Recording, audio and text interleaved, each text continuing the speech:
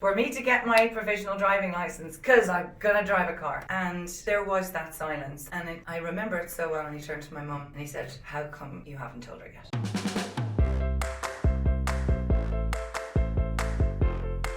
Hey guys, it's Molly here again for another video, and I am not in my bedroom in Los Angeles. I am in some random, small little mountain town in snowy Switzerland. This is crazy. Yeah, we're in a glass box. Yes, it's like a little fishbowl. You never know who might walk by. Yeah, anybody. Earlier I was in here and Al Gore walked by, Yeah. so you never know. Maybe you should just watch the background instead of us, because some interesting things might happen. We're not going to see who walks by, so this is the hilarious I thing. know. Like, we haven't a clue. We're oblivious. The amount of exciting, important people that have walked by me while we've been at Davos. So could Tim Cook, right? Somebody walked by and said, "That was Tim Cook. You're looking to speak to him." I'm going, "Well, I'm obviously visually impaired. I'm not going to see him." He literally did this, walked by me.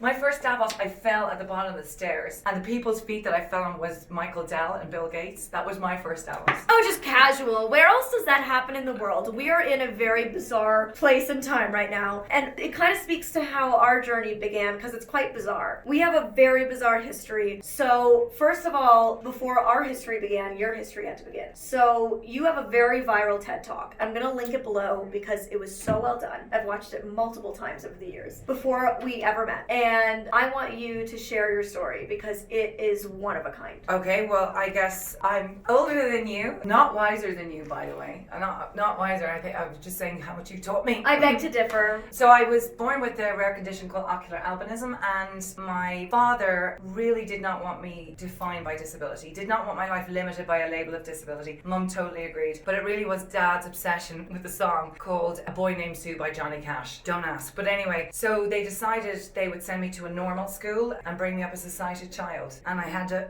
pair of glasses, and I went into school thinking I could see like anybody else. I can't see your face from here. I look incredibly visual. I have it's like putting glasses with Vaseline on it. So I went through school being really shit at sports and thinking I was kissing really good looking guys. And I gotta tell you, I wasn't a picture of beauty myself. So when I got to my 17th birthday, I wanted to be 3 things. And now I understand, because I am obsessed with freedom. It's about freedom in space and freedom to be who you are.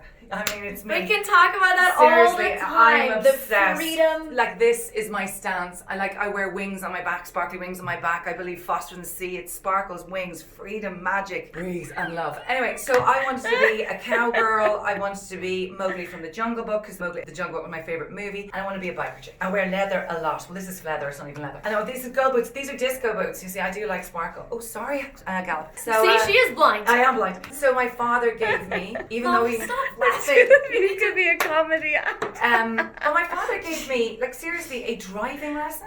They knew that I was visually impaired, legally blind, registered blind, and I'm like, he gave me a driving lesson. Like, how insane, which actually shows you insane of my family. And that's when I discovered that I had this rare condition. I would never cycle, I shouldn't have been cycling a bike, I would never drive a car, and all of this stuff. And actually what I did then was I went, you know what, I don't want this. I don't want this disability thing. I had no idea what it meant. And I had seen how disability was treated, because this is back in 1989. Oh my God, hear the age. I'm delighted that I'm visually impaired because I don't see my lines. So That's what I'm looking forward to. Yeah, it's great. I don't need to do Youthful forever. Yeah, youthful forever. So anyway, I hid it for 11 years. Went through a variety of different careers. So you found out at 17. Yeah. You went your 17 years thinking that you were a 20/20 vision, average seeing person. Well, with a pair of glasses. Yeah, Right. it was like kids who, like, Yeah, when you put like your glasses random on, you see. glasses on. Yeah, right. And even with your glasses at their best prescription, I'm it's registered blind. still legally blind. Yeah. So you find out at 17. What was that conversation? The conversation was, so how we had got away with it. My sister also has this vision impairment, so she's 3.5 years younger than I am. This is, to me, one of the most fascinating parts of your story. And my parents brought her up knowing her condition. Yeah. So you were raised as if you were sighted, and she was treated and raised being legally blind. Yeah. And the reason Hillary was born, she was sick, so nothing to do with her sight. She was born, and she was actually in an incubator when she was for the first 2 weeks of her life. And she has much more nystagmus in her eyes. So when you look at her eyes, they would be much more crossed looking. Yes, mine shake. Yeah, so I'm called shaky eyes. I used to be called shaky eyes. Yeah. But if we look at each other, our heads will just shake. So yeah, I think that wasn't. So how they got me in and out of doctors was that I was being her big sister, and I was to pretend. So really, you were getting your eye exam because you needed it as well, but they were pretending that you were just mentoring her, being the big sister, showing her to be brave. Yeah. And that's how it began. I actually don't think my parents probably were going to continue on the human experiment that was my eyes. But my mum got quite sick when I went into senior school. which is 12, and there was just too much going on in the family, and yeah, it never came out really. And then finally 17, you're gonna go get your driver's license, be a biker chick, and so at 17, your whole world changes. 17th birthday, my dad gave me this driving lesson, and Mum said we could go down to the police station to get my provisional driving license. But it was also the day that we happened to be seeing a doctor, an eye doctor, who had come back from Russia, and I was going to support my little sister, and he happened to be going through my exam sheet or whatever, and he said, oh my gosh, it's your 17th birthday, congratulations, what are you going to do today? And this is a true story. I mean, it's true. I just go, oh, we're going down to the police station for me to get my provisional driving license because I'm gonna drive a car. And there was that silence, and I remember it so well. And he turned to my mum and he said, how come you haven't told her yet? Yeah, wow, it's interesting because in that moment your entire world changed, but nothing actually changed. Nothing changed. You were still the exact same person. It is not like you got in a car crash and left without your right arm. No. You know, that's a moment that changes everything. Your life was still the same. Your vision didn't change, but now you are aware of it, which changes how you view the world, not visually, but just internally how you view the world, but also now how you perceive the world to view you. You know, I don't think that moment came for much longer. Was it like numbness? You were just numb and didn't register? There was a lot going on in my family. People think I come from the Waltons and I had some Pollyanna existence. I really didn't. You know, they think that my greater resilience comes from the fact that I'm visually impaired. You know, it's really no. It comes from a lot of other things that go on in our lives, which just shows that we are so many layers of so many things. When I heard it, it just didn't land. I was like, excuse me, I'm 17. There's no reason to this. What are you talking about? And actually, I denied it of myself. So there's either I chose to be positive or I chose just to avoid it. But I got away with dealing with it for 11 years. So from 11 years after 17, you hid it from the world and probably hid it from yourself. Like Totally. Buried it away. I was just like, no. Like, what do you, no. And actually, it wasn't even, I didn't go, I will not tell anybody. It was just like, you didn't even think it had to matter. No. And very quickly, I started doing all of those strategies that you do to deflect, strategies to avoid, strategies to be funny, haha, this is hilarious. Mm-hmm. And by the way, school was safe. So when I went from school to university, I started to realize, wow, I really have low vision. You know, because changed environments and all of that stuff. I have got arrested by getting into somebody's like private car thinking it's a taxi. I got into somebody else's car too once. Yeah, but somebody rang up the police. That's absurd. Yeah, but I also, you know, I watched you waving at somebody out there and, you know, saying hi and you thought they were in your group. I've done that, but people think I'm being rude and I'm not. I just presume it. I've hugged the wrong people. I'm constantly in the wrong toilets and walking into walls, and I'm blonde as well, let's be honest. This combination of blind and blonde. And, you know, truly it's, and then this feeling of sometimes crowds. Mm-hmm. I'm terrified of crowds and I can't see it, but I look like I can see. Like you, I look like I can see. So as the years went on, the strategy. You could fake it. You could I was faking it. Woohoo! I'm hilarious, let's do it. And you have that life with a party personality anyways. That's just who you are. Well, I'm half that and I'm half extrovert, half introvert. I'm really shy. People don't realize God, I would never know. Like never. I'm really shy. And one of the things that I have in my system, which I'm sure you do, I feel everybody around me because I don't see everybody. I feel, so I'm constantly feeling how people feel, and you're an empath. I'm a big emotional character. But I have very low self-esteem. I had a lot of issues around my body. I had a lot of issues about how I turned up. My strategy was always to deflect. Yeah. And I just, God, it's so exhausting. And so at 28, you decided, as you say, to come out of the closet, to share that you were blind with the world. Why did you make that choice? Exhausted. Yeah. No, I don't think I was liking myself very much. I was tired. And, you know, I often say this quote, the Maya Angelou quote, you know, there's no greater agony than an untold story inside you. I mean, I do our work, you know, obviously I'm a disability activist and a business activist, but actually the heart of what I do is I just want everybody to be free to belong as who they are, you know, because I know what it felt like. I was tired. I was getting edgy. I noticed, because I'm a big hearted person, you know me. Oh my God, the biggest heart. You know, heart. I wanted all good, but I was getting edgy. I was getting negative, and I just didn't like who I was turning up as. So I went into the head of HR, and the joke is, because this was a joke, and I said, listen, I need to talk to you, but I can't see. And she goes, okay. And I said, but the thing is, I can't see you right now. And she just goes, oh, we'll reschedule. And I was going, no, I mean, I can't see you right now. I actually can't see you. And she was like, what? And I said, and I told her the story. And that was the beginning of what I call the sad months, when I just really just was in this abyss of not knowing who I was. So did sharing yourself, did coming out, exposing it, not feel freeing? No. It felt scary. No, did not feel freeing. So you went through a long period of sadness, doubt. I went through 4 or 5 months of anger, lost who was I had built up this persona, this caricature of myself, and I didn't know what I was or who I was. And by the way, as you say, none of that changed. Like, a conversation changed. I didn't change. Yeah. But that conversation it's like somebody just stripped me bare. It's suddenly, like, I often call it the fraud strip bare. I was like standing naked in front of everybody with no language, with nothing, because I didn't know what I was. I didn't know who I was. Like, what was I? And so Accenture sent me to this eye doctor. That was those transformative day in my life in March 20 years ago. And then I just went, oh shit. Sorry, I have to say the word shit, but it was like, who am I? So you start this journey at 28 of figuring out who you are, which is so vastly different from my experience, because my parents took the exact opposite approach and immediately immersed me in the blind community, which what's so interesting is we just have such different experiences and backgrounds, but yet here we are together with so much similar experience. And so you try to start your journey of self-acceptance and self-discovery and self-love at 28. How did you get from there to riding an elephant in Africa? So there wasn't a Molly Burke when I was growing up. So that's why it took me so long. You know, if there was a Molly, then I'd see a Molly. Do you know what I mean? And you weren't there. And so it was easier to hide it. And so in my head, I had still all these dreams. Like, I am a rebel. As everybody knows, I'm a revolutionary, I'm a rebel, I'm a biker chick. I may not be able to ride the bike. I am that cowgirl, I am that elephant handler. So when I went to that doctor, he told me I needed to take some time off with my eyes. And I'd been dreaming all these dreams all my life in my head. And he said, take some time off from work and let your eyes recover, because they need to recover. You have just utterly damaged your eyes by not asking for help. Like, like, really? So one of those dreams, I mean, I couldn't be a biker chick. And let's be honest, like, well, cowgirls, everybody had done it. And I was just in this crazy moment, and I just went,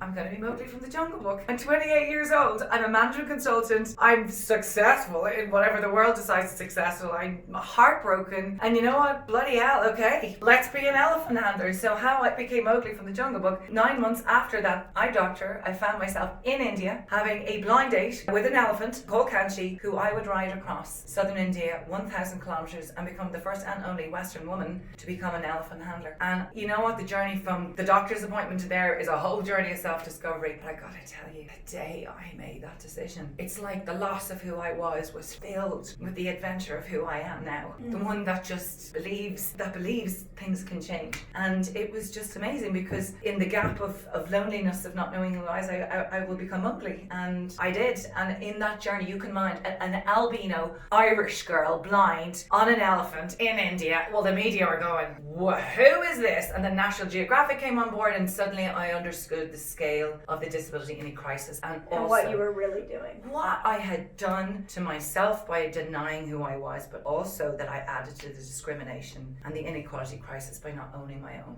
And that is the beginning of my journey of activism. And it's the beginning of our journey as well, which is so crazy, because I was just a little tot. So a couple years after my diagnosis, my mom and my dad and I and my brother are living in Canada, and you're on an elephant in India, this Irish girl, and my Irish family is back in Dublin reading newspaper reports about this crazy blind girl. And, you know, my family was still grieving my diagnosis, coming to terms with it. These things take years, they don't happen overnight. And my mom's mom, my Nana, saw that and clipped it out of the paper and mailed it to my mom and said, you know, look at what this woman is doing. Molly's gonna be fine. And it's that just... moment I felt absolutely empowered for Molly. And it was that moment where my mom was like, this is how I want to raise my daughter, not knowing your past really, like just knowing what you were now doing as an empowered blind woman and thinking, I want to raise my daughter to be an empowered blind woman. And then I started public speaking about it, and I was being an activist for it. And I've heard your name my whole life growing up. I heard your name and what you had done. And when we went to visit Ireland, you know, after my vision loss, we tried to get in touch with you, and you were crazy busy, and it didn't get to you. You didn't hear about it, so we never met. And then this summer you get married, and my uncle plays at your wedding. And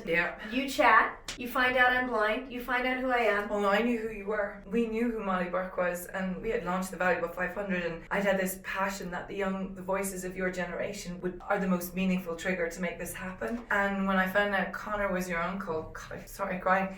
When Connor was your uncle, I was like, and the reason Connor was at the wedding was because I wasn't going to speak at my wedding, because I speak like you. I know what you mean. Let me do the most difficult thing I could possibly imagine is to sing, which I don't, because that was the best way I could tell my husband I loved him. And Connor was helping me, and I found out he was your uncle, and I got in touch with your mom. And my mom was like, Caroline Casey? No, but I feel like the reason I'm upset is like, first off, that I might have done something good that your granny would have thought that was good. Second off, that actually I wasn't fully empowered at that point when I was doing the elephant trip. I was only starting, and I look at you now and I look at how much more that you had now than I had at that age. But if you think about it, you were saying like you feel like you learned things from me. Yeah. But I am as empowered as I am because of what you did, which is what's so unbelievable really, about our story. Like it's crazy. It's really wild. It's magic. Beautiful. I just yeah, really love and it. the other reason I'm upset is that. But then you look at the universe's timing, right? It's like I so rarely ever said no to seeing people. This is the odd thing, and it was just something going on in my life at the time. And I didn't meet you, and I didn't see you. And now when I look at the magic of when we did get to meet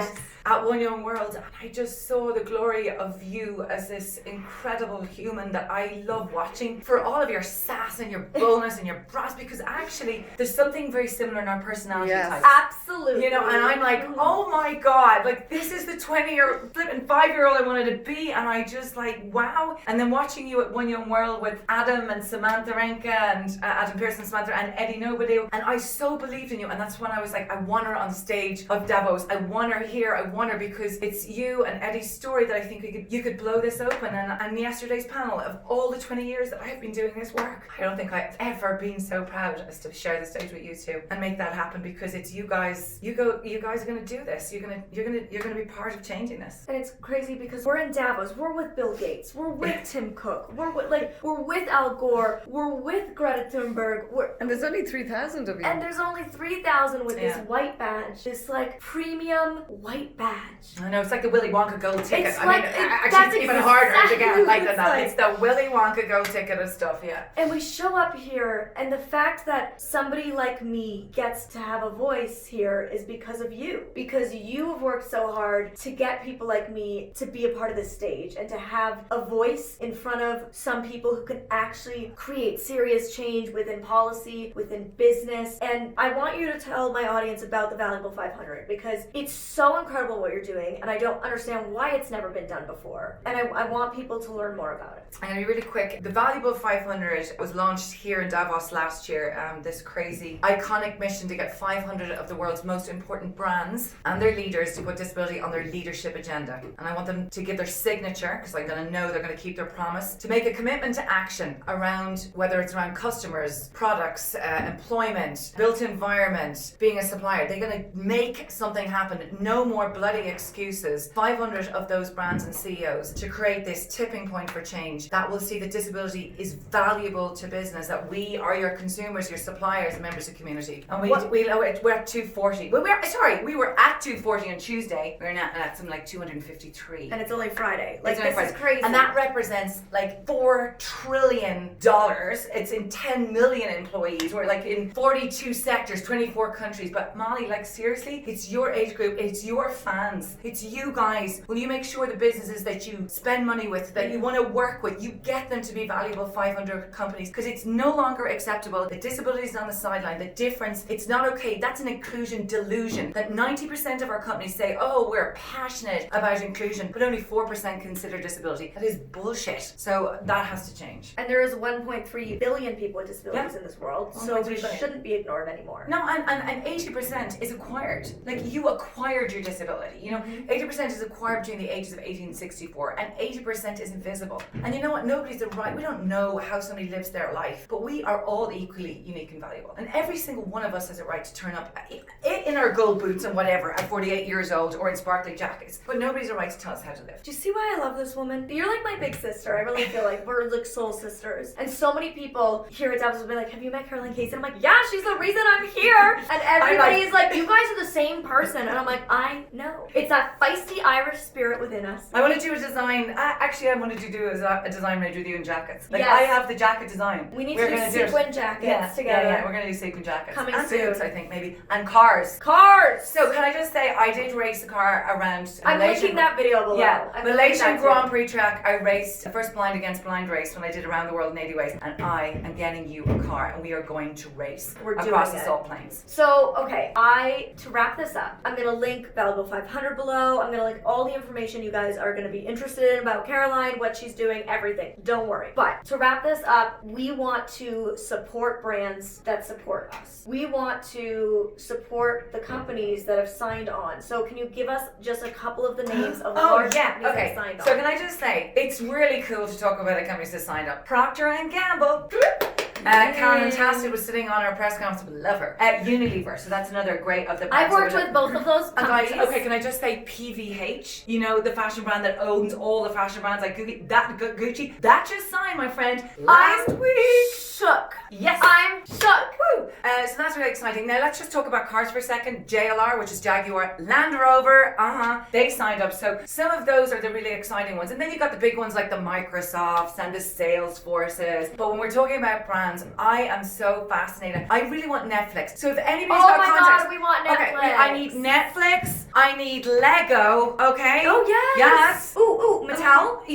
Mattel. Okay, so there's what I We need. need Mattel. Yeah. So, but we have some of the biggest and the best, and this is global. Okay, this is global. We're Japan Any and country. Israel, and we are Europe, and we're South America, and we are Africa. So everywhere around the world. Come on, we're gonna make this. This is a revolution. This is an inclusion revolution. Join us. Thank you, Caroline. I know you have to go wrangle another brand. Yes, another brand. So you go kill it. I love you so much. Me too. Thank you for allowing me to be at Wine Gun World, to be here at Davos. Let's keep killing it together. We're gonna take on the world. Love you.